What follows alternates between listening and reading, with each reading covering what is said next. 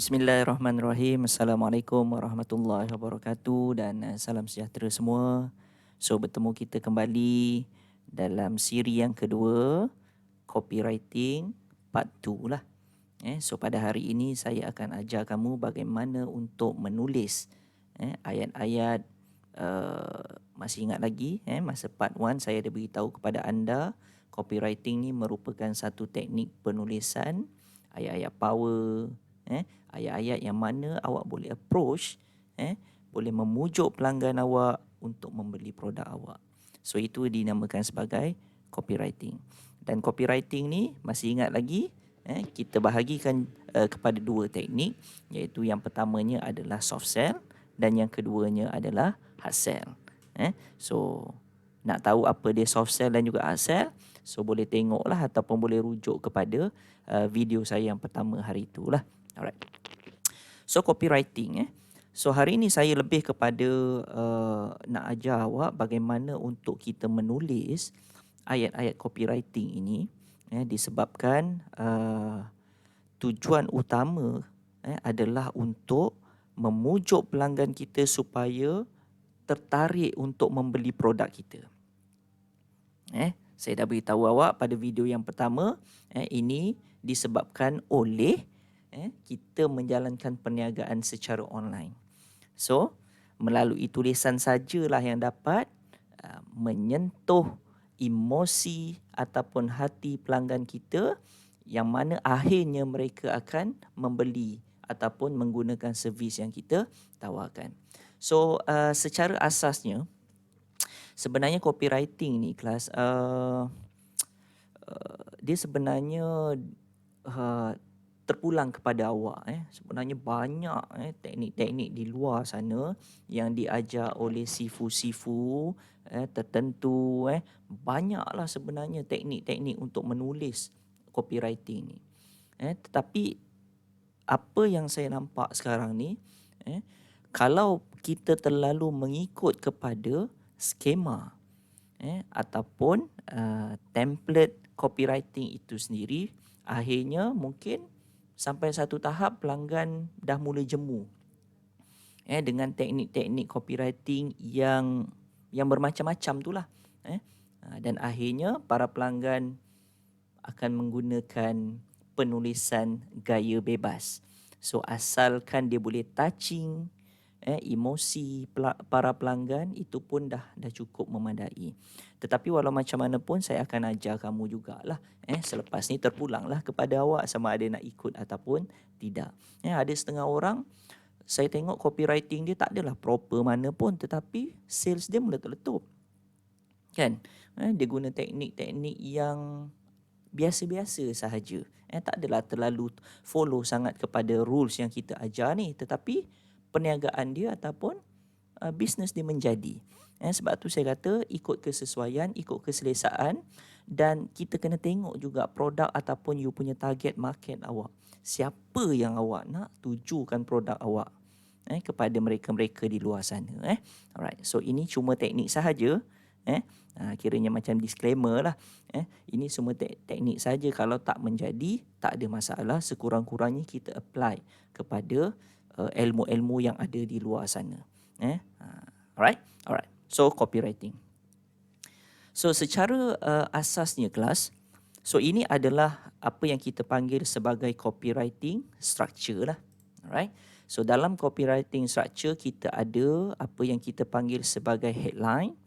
Headline ni adalah merupakan tajuk utama apabila awak menulis ayat-ayat copywriting supaya audience ataupun pelanggan awak di luar sana tertarik. Awak kena ingat, di luar sana, especially kalau awak menggunakan platform Facebook ataupun IG, terdapat beribu-ribu perniagaan di luar sana, yang mereka pun apply cara marketing yang sama dengan apa yang kita apply. So tak ke nampak macam kita seolah-olah kita bersaing dengan mereka. Jadi untuk membezakan antara iklan kita copywriting yang kita buat dengan copywriting yang mereka buat, kita kena wujudkan. Awak kena fikir apa headline yang mantap, yang lain daripada yang lain. So saya boleh umpamakan headline ni macam apa tau. Biasa baca surat khabar kan. Surat khabar biasanya dia ada tajuk dekat atas tu kan. Setiap berita tu by section tu ada dia punya tajuk-tajuk yang tersendiri. Dan kadang-kadang tajuk tu sengaja direka-reka sedemikian rupa untuk menarik para pembaca berhenti, stop dan seterusnya fokus kepada tajuk berita tersebut. Ada setengah kita tengok tu dia punya olahan tajuk tu sangat menarik sehingga kan kita tertarik nak baca. Tu headline lah. So dah nampak dekat situ. Maksudnya nanti dekat bahagian headline tu nanti awak kena fikir apa dia perkataan ataupun tajuk yang memungkinkan para pelanggan ataupun audiens awak ni berhenti dan seterusnya fokus membaca you punya copywriting tu tadi. Alright? Okay. Yang seterusnya adalah intro. Intro ni adalah pengenalan. So nanti dekat dalam copywriting tu nanti awak ceritalah sikit tentang pengenalan produk ataupun perkhidmatan awak. Serba sedikit. Sebelum awak pergi lebih jauh lagi, lebih dalam lagi berkenaan dengan penerangan produk awak. So letak sikit intro. Supaya mereka di luar sana boleh faham dan boleh agak apa barang yang awak jual. Alright? Okay. Yang seterusnya adalah FAB.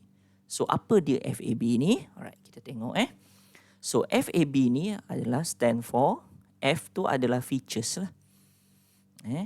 A adalah advantage dan B adalah benefit. So kita pergi dulu kepada F ni. So dalam penulisan copywriting tu nanti, awak kena tonjolkan ciri-ciri produk yang ingin awak sampaikan. So senaraikan ciri-ciri produk awak yang mana awak nak bagi tahu kepada pelanggan di luar sana, inilah ciri-ciri produk yang awak ada, yang awak sediakan. Okay? So itu adalah F ataupun features. A adalah advantage.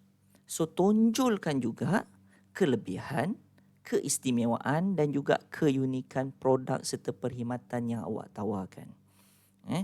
So awak kenal tak sebenarnya dengan produk awak ni? So kalau awak tak kenal, masalah. So setiap peniaga, setiap usahawan dia kena kenal. Dia kena tahu, kena faham produk yang dijual ataupun servis yang disediakan. Mana mungkin awak jual produk dan perkhidmatan yang awak tak tahu apa dia kelebihan dan keistimewaan. Maksudnya tak payah jual barang lah, awak tak kenal pun. Alright? Okay. So, senaraikan kelebihan, keistimewaan dan juga keunikan produk yang awak jual dalam penulisan copywriting tu tadi. Okay? Alright. So, yang B adalah benefit. So, apa dia manfaat yang boleh diperolehi daripada produk awak tu tadi? Daripada kelebihan produk yang awak senaraikan tu tadi, apa manfaat yang pelanggan boleh dapat? So, senaraikan juga. So nampak tak dekat sini, ini adalah FAB lah. Alright. Yang seterusnya adalah testimoni. So testimoni ni sangat-sangat penting lah. So ingat, untuk mendapatkan testimoni secara kata orang tu secara apa kita nak panggil, secara bersih, sangat-sangat susah. Kadang-kadang kita ni terpaksa bagi tahu kepada pelanggan kita bagaimana agaknya respon mereka ini setelah mengguna pakai produk yang kita jual kan. Dan sekiranya respon yang diperolehi itu adalah baik ataupun positif, maka kita boleh jadikan ia sebagai testimoni dan boleh jadikan sebagai testimoni kita lah. Dan ingat, jangan mereka-reka testimoni.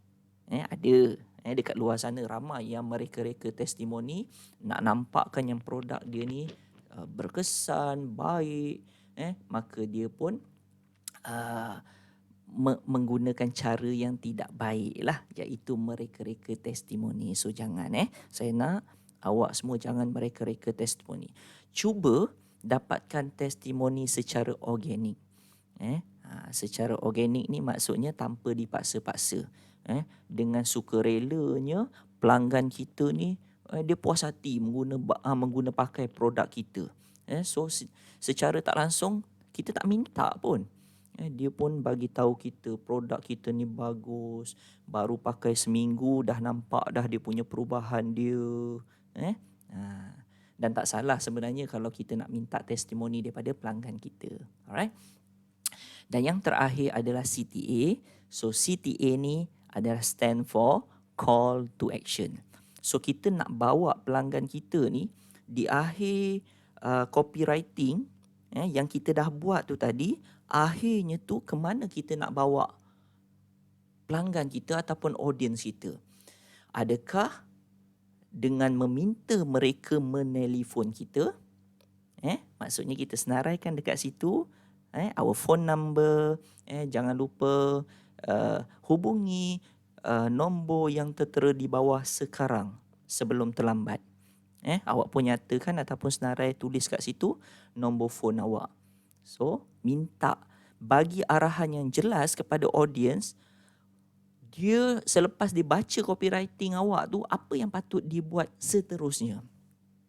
Jangan bagi kata orang tu apa, awak dah mula dengan baik, awak dah tulis headline dengan baik, intro baik, awak dah senaraikan FAB, awak dah senaraikan testimoni, tiba-tiba tergantung setakat tu je. So pelanggan dia tanya-tanya. So kalau dia berminat dengan produk ni, apa yang patut dia buat? Nampak tak dekat situ? Apa yang patut dia buat? So kita arahkan kepada mereka supaya sama ada menelefon kita, WhatsApp kita ke, mesej kita ke, ataupun apa-apa sajalah cara supaya mereka ni dapat communicate dengan kita, berhubung dengan kita. So cara yang paling popular sekali adalah melalui kaedah WhatsApp, ataupun tulis nombor phone dekat situ, jangan lupa. Alright. Cara lain, katakanlah awak bawa pelanggan awak ni kepada website awak. Untuk maklumat lanjut, sila klik link di bawah untuk ke website kami. Itu juga adalah CTA, call to action. Maksudnya awak mengarahkan audience awak supaya berbuat sesuatu yang mana mereka ini boleh berhubung dengan kita, sama ada untuk membeli ataupun untuk mendapatkan maklumat dengan lebih lanjut lagi. So faham So jangan sesekali tinggalkan CTA ataupun call to action ni tadi. Alright? Okay. So ini adalah contoh. Contohlah ayat copywriting. So bila saya kata copywriting yang menggunakan teknik sebegini, maksudnya kita guna teknik hard sell. Hard sell ni maksudnya kita dah tak sembunyikan lagi lah produk kita. Kita dah expose kita punya nama produk, physical produk, bentuk produk, harga produk dan macam-macam lagi. Alright. So bila tengok dekat sini, so headline dia tulis sini apa? Khas untuk yang kaki bersukan. Dia letak tanda seru kat situ kan. Jadi mereka-mereka ni yang berminat bersukan ni tadi, bila dia terbaca je mungkin dia akan tertarik, dia stop and then dia pergi kepada copywriting ni untuk membaca satu persatu perenggan by perenggan. Okay, intro. Awak boleh bacalah dekat sini nanti. Saya akan tunjuk the real copywriting yang saya dah buat nantilah. Kita kongsilah sama-sama nanti. Kemudian kita ada FAB, kita ada convince ataupun guarantee. Awak bagi jaminan kepada mereka ini. Macam contoh dekat sini, kami berani jamin ia akan kekal utuh walaupun anda pakai setiap hari selama 2 tahun. Anda dah boleh jimat duit, anda banyak tu. Nampak tak? Dan juga CTA yang saya kata tadi. Anda berminat untuk letak aircon di kepala anda? Cepat ke www.innersejuk.com.sport-woman. Nampak tak? Yang ini CTA ni dia bawa pelanggan dia, audience dia ke website. Dia tak ada letak nombor phone dekat sini. Tak ada masalah. Boleh. Okey. Okey, ini adalah contoh lain. So ini adalah beberapa contoh lah. Okey, nampak tak dekat sini CTA. CTA sama ada awak boleh minta audience awak, pelanggan awak sama ada WhatsApp awak, sama ada tinggalkan komen, katakanlah dekat FB kan ataupun dekat IG. Awak dah buat dah hard sell, tiba-tiba last kali tu awak cakap sila tinggalkan komen di bawah. Sebarang pertanyaan sila tinggalkan komen di bawah. InsyaAllah saya akan jawab dengan secepat yang mungkin. Nampak, itu adalah call to action juga. Awak mengarahkan kepada audience apa yang patut dia buat seterusnya. Okey. Klik ke website ataupun minta PM ataupun DM. Okey. Okey, secara asasnya kita ada 4 jenis copywriting ataupun 4 types of copywriting. So ni secara asas Okey, yang pertamanya copywriting hard sell yang menyatakan masalah ataupun problem. Contohnya dekat sini dia kata apa tahu? Sering ulang masakan ayam yang sama setiap minggu? Inilah masanya untuk tambah menu baru di dalam diary menu anda. Anda akan menyukai resepi ini sebab menjadi sebahagian dari menu harian anda. Rasa dan idamkannya. So apa masalah yang dibawa dekat sini? So masalah yang dibawa adalah masalah masak ayam yang sama berulang-ulang kali. Itu masalah dia. Sering ulang masakkan ayam yang sama setiap minggu. So itu adalah dia punya problem dia, masalah dia. Okey. Yang seterusnya, yang kedua adalah offer. Awak tawarkan sesuatu. So yang ini adalah iklan di mana dia menawarkan exclusive backpack when you spend RM450 or more online and in store.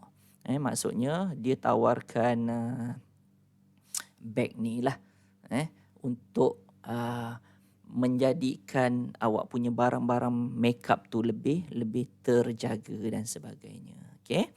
Yang seterusnya adalah USP. Ingat lagi apa dia USP? So saya tak mau cakap dekat sini. So mungkin awak boleh, kalau awak ingat-ingat lupa ataupun memang terlupa, boleh pergi ke video saya yang mana?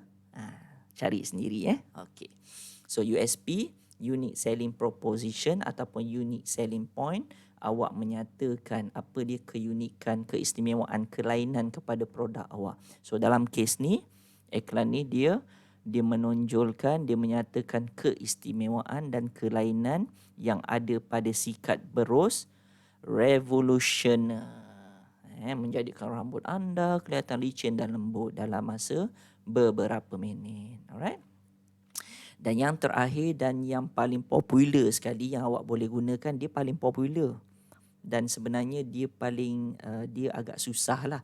Tapi once awak dah ada testimoni yang baik daripada pelanggan awak, cara ni boleh meyakinkan pengguna-pengguna yang lain. So percayalah cakap saya. So maksudnya kalau awak dah ada pengguna yang mampu untuk memberi testimoni yang baik, awak boleh jadikan screenshot testimoni itu untuk awak yakinkan lagi pelanggan-pelanggan awak yang masih belum membeli ataupun yang masih belum menggunakan servis ataupun perkhidmatan awak tu tadi. Okey, testimoni.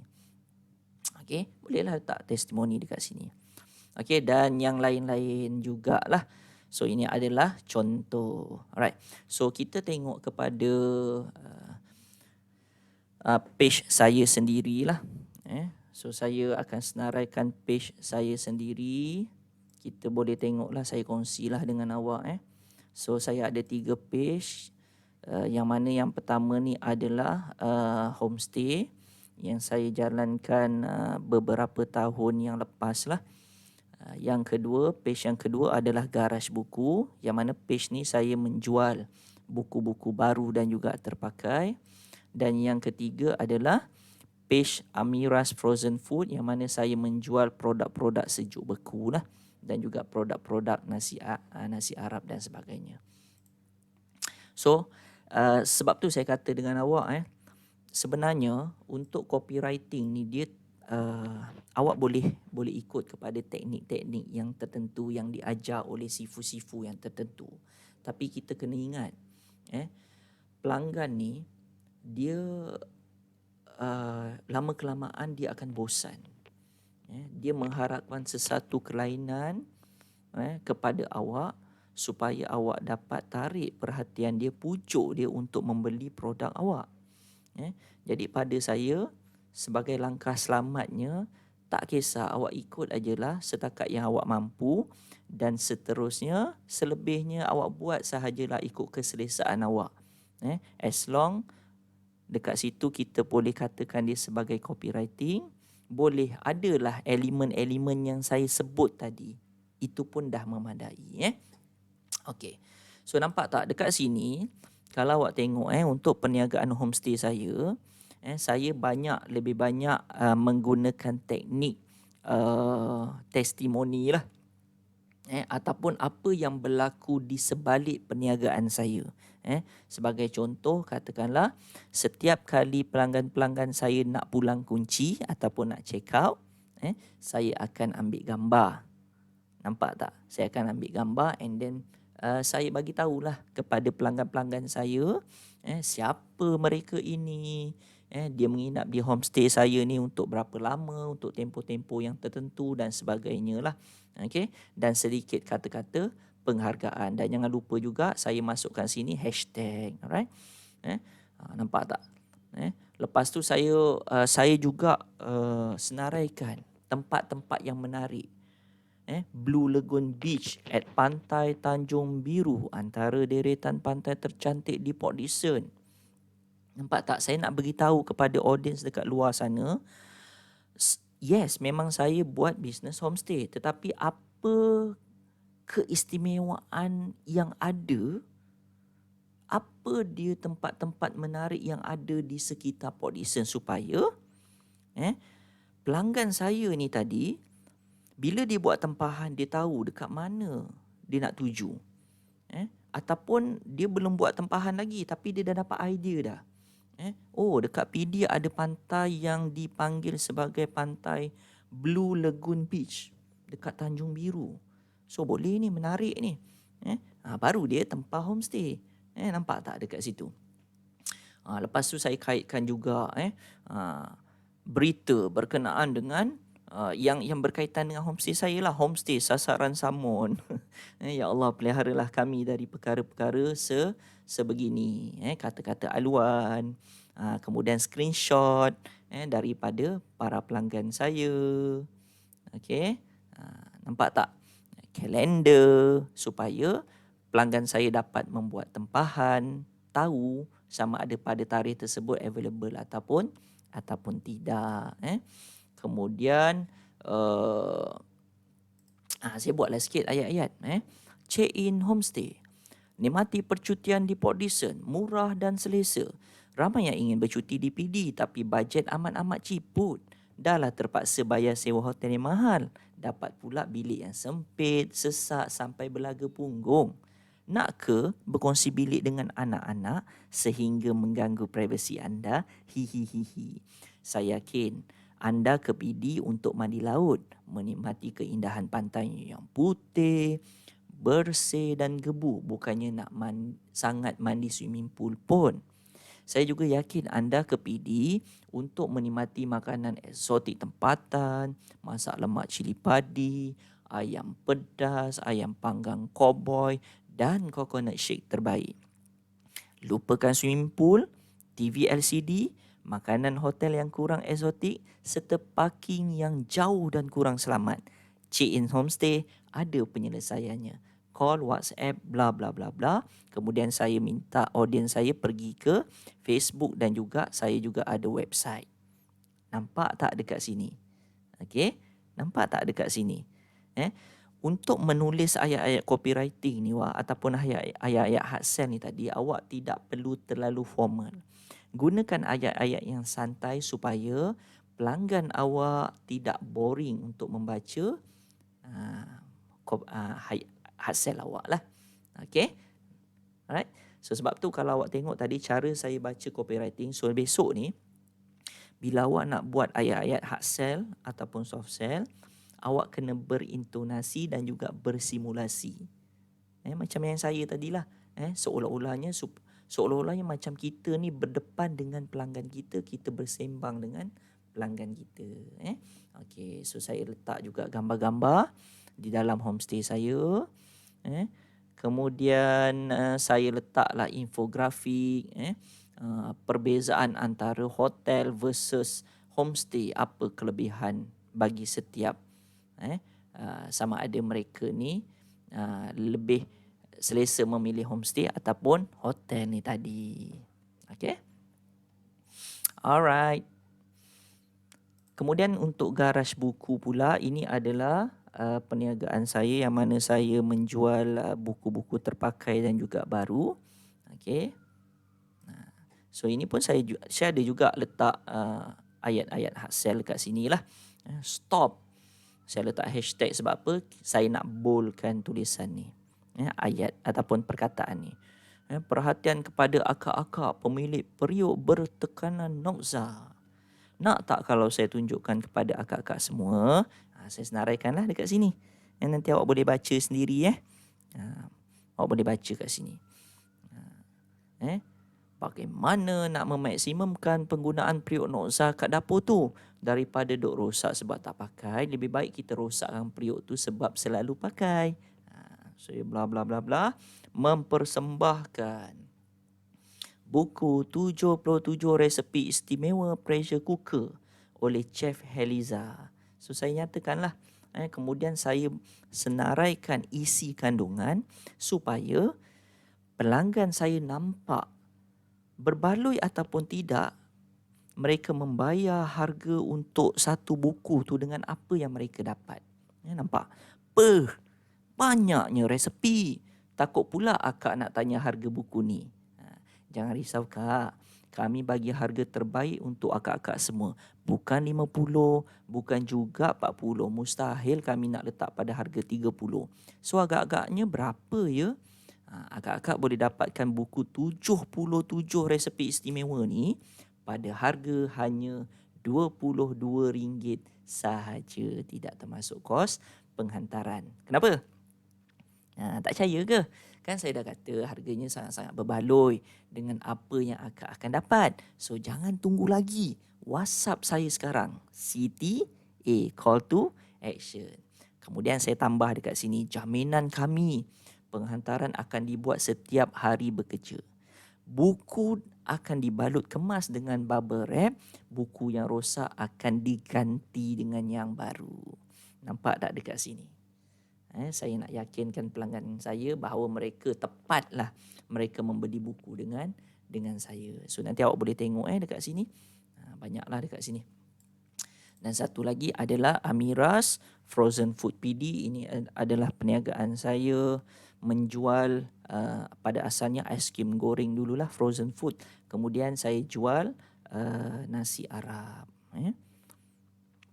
Okay. Nampak? Yang ini saya gunakan teknik pelbagai. Ada ayat-ayat hard sell. Alright. So nanti awak pun boleh tengok lah. Kemudian saya ada buat video sebab ada yang bertanya dalam pack nasi Arab tu apa yang ada. Apa yang ada dalam pack nasi Arab tu. So saya tunjukkan. Saya buatlah simple video kan. Takkanlah awak tak boleh buat kan. Pelbagaikan. Kemudian saya ada juga buat website. Untuk memudahkan mereka melihat produk-produk saya di sana. Dan kalau sekiranya mereka nakkan resepi pun saya boleh bagi. Tapi kena pergi website saya lah. Nampak? CTA. Okay. Kemudian saya tunjukkan apa yang berlaku, aktiviti penjualan. Okay. Sekali lagi saya tunjukkan video. Yang ini tips untuk soft sell. Ingat tak? Ingat lagi soft sell tak? Awak berkongsi sesuatu kan? So, saya berkongsi adab membasuh beras. Menggunakan tangan kanan, gaul arah lawan jam. Okay, kemudian saya sentiasa update lah. Masakan, jemput makan semua. Malam ni wife saya masak nasi kapsyah ayam. Dalam pada tangan kiri bersimen, sempat pula dia nyiapkan juadah untuk kami anak beranak. Hihihi. Nampak tak, saya tunjukkan aktiviti yang berlaku di rumah saya ataupun di sebalik perniagaan saya. Okey, jenis. So, gunakah teknik penceritaan ataupun storytelling. Saya bercerita dekat sini lah kenapa sejak saya jumpa produk nasi Arab ni tadi, saya dah jarang ke restoran nasi Arab. Okey. So, nanti awak boleh tengok dekat sini. Alright. So, saya harap awak faham apa yang dimaksudkan dengan copywriting, iaitu teknik soft sell dan juga hard sell. Sebagaimana yang saya beritahu awak pada permulaan tadi, tidak ada satu teknik sebenarnya yang apa kata orang tu, yang berkesan lah. Tapi tak salah kita ikut kata-kata sifu kita. Mana tahu menjadi kan. Di akhirnya saya nak pesan, gunakanlah ikut keselesaan awak. So, buatlah cara macam mana pun. Yang pastinya, awak punya page, awak punya IG tak macam cengkerik. Faham tak maksud saya? Katakanlah awak update sebulan sekali. Setahun sekali, itu lagi teruk lah kan. Seelok-eloknya setiap hari kita kena buat 3 soft sell dan juga 1 hard sell. Okey.